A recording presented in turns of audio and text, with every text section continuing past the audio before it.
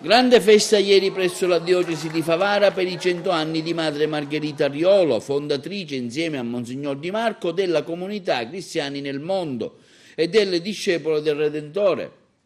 Suor Margherita Arriolo ha spento le sue 100 candeline presso l'ex seminario vescovile di Favara, dopo la celebrazione della Santa Messa presieduta dal cardinale Don Franco Montenegro e concelebrata dall'arcivescovo emerito presente per l'occasione, Monsignor Carmelo Ferraro e Don Saverio Pititelli.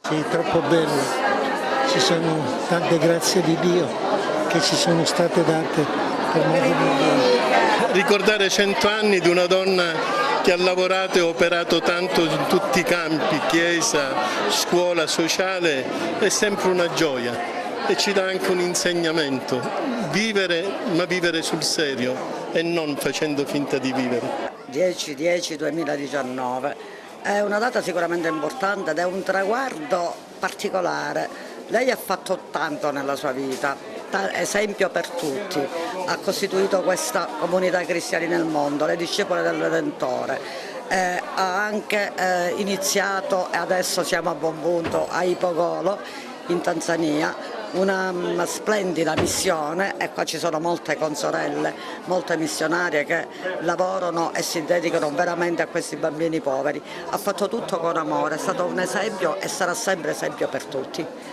Una bella festa. Decisamente una bella festa e comunque ci voleva, ecco, la meritava. Lei è molto contenta, ci sono stati anche dei fuochi d'artificio, insomma cose un po' insolite, però è davvero insolito compiere 100 anni. Io ho conosciuto Madre Margherita nel 2004, quindi sono 15 anni che li seguo insieme con l'associazione A Cuore Aperto in Africa, abbiamo e continuiamo ad operare. Lei è stata un'antisignana per tanti aspetti, penso già sul territorio di Agrigento più di 70 anni fa, insomma, ecco, quando le donne non lavoravano, quando non insegnavano, eccetera.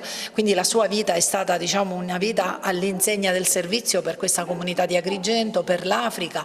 Oggi segna questo traguardo che vuole essere da un lato un coronamento in qualche modo di essere arrivati ai 100 anni, ma dall'altro lato io credo che lei lasci il testimone a chi in qualche maniera conosce, vive, segue la comunità ed è stato un esempio per tutti, proprio per continuare quello che lei in questi almeno 80 anni ha seminato.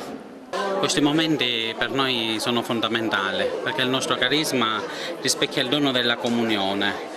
Vivere la diversità insieme con gli altri nei vari stati della famiglia, consacrata, secolare, suori, laici, che messi insieme viviamo il mistero di Dio Padre, insieme celebriamo l'Eucaristia, questo è il memoriale della nostra fede, insieme ci nutriamo del corpo di Cristo, e insieme ascoltiamo la parola per poterla mettere in pratica poi ogni giorno nel nostro quotidiano, nelle cose che facciamo, nel nostro lavoro, nel nostro servizio, nel nostro ministero.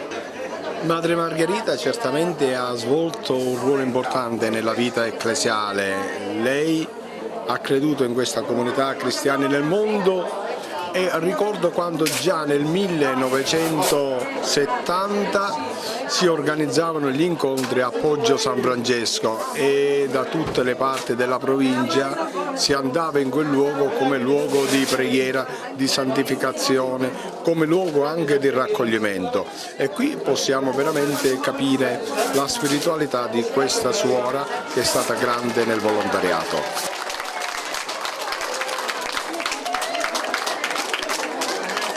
Grande.